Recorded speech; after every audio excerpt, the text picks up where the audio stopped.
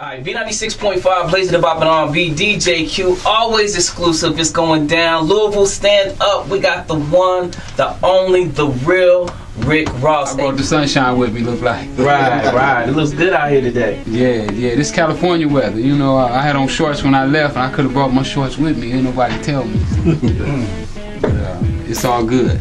Well, first of all, I want to say welcome home. I know you've been home now. It's going to be close to 2 years come September, right?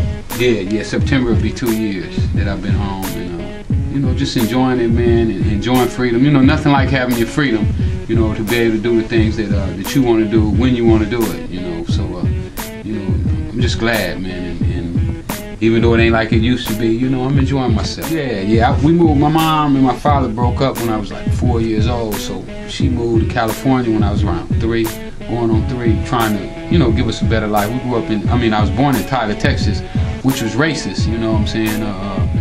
Matter of fact, when I went back to Tyler, I think I was around 7 or 8, and had to go to the back to see a doctor, you know what I'm saying? They had a black and a white section in the doctor's office, so my mom, she felt that moving to California would give us more opportunities. So I moved to California when I was about 3 years old, and I consider myself Californian because I don't know really nothing about Texas, you know, and basically that's how I got started in the streets, you know, seeing the California life and what was going on, and gradually got sucked in. When I was around 12 years old, I was introduced to tennis, you know, which is good though, because that kept me from being a gangbanger. Because, you know, that's right when I was around 12 when I first noticed Big Tookie and the Crips, and I had really wanted to be a Crip. My mom, she was old school, you know. Boy, she grabbed you and get the extension cord. You know, she didn't whoop you with no switches. My mom used to whoop with extension cords. So she wasn't having it, you know. So just so happened before I got old enough to start to where I would buck her rule, I started playing tennis, and that took me all the way up until I was like 18 years old, man. But what squashed my tennis career is that I was illiterate. You know, I had never read a book in my life. I couldn't read, I couldn't write. So when it was time to graduate from school, the coach had been pushing me through. Now, let's talk about, you know, your case, once you caught your case, you know, dealing with the CIA, Iran-Contra scandal, and, you know, did you feel like they used you, the government, like, as you were their lab rat? Well, you know, when you're in the game, you want to be the man.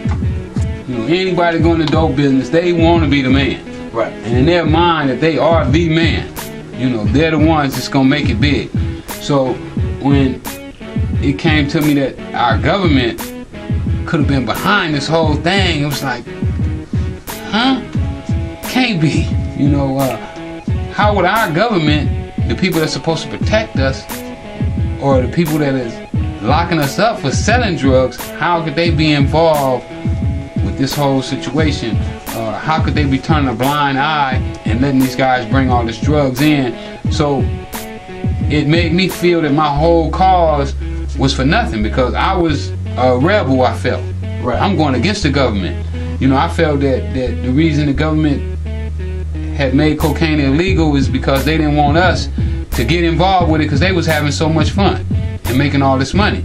So when I got into it, it was like fighting back almost. You know, it's like when they made me go to the back of the hospital,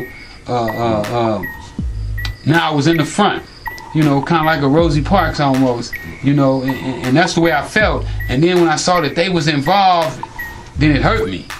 You know, it made me feel now is that you have been tricked. You know, they trick you into believing that you was doing something for one reason, and then you was really doing it for another reason, and they were benefiting all the way around because they're making all the money off of the cocaine, and then they locking us up, putting us in prison. And you know, I got about 11 of my homeboys who I actually put in the game who have life sentences in prison right now. So, you know, it's a hurting feeling to know that you gave this guy his first start. You taught him everything that he knew about cocaine, and then when he gets caught up, you know, you feel responsible for what happened to him. Now, a lot of people, you know, they know some of the brief history about some of the rappers that are, you know, present day using, you know, their names with you. One being Freeway, you know, but I was told that Freeway asked your permission to use his name. Is that true or not true? Well, he didn't ask my permission, but he did contact me later on in life, you know, a few years after he'd been using the name, and told me that why he was using the name. I mean, even matter of fact, a couple weeks ago I was in Philly. He came out and you know, and showed some homage. So it's different with him, and it's different with Rich, the bigger figure out of Kansas City, because both of them reach out to me. You know, with William Roberts, I mean, it's a different situation because he never showed me any homage. You know, he never offered to. And matter of fact, he even went as far as lying to me and told me that you know, he was gonna come and see me, and you know, just a simple thing is sending some pictures. You know, and he never did any of that. So it's a difference between the two.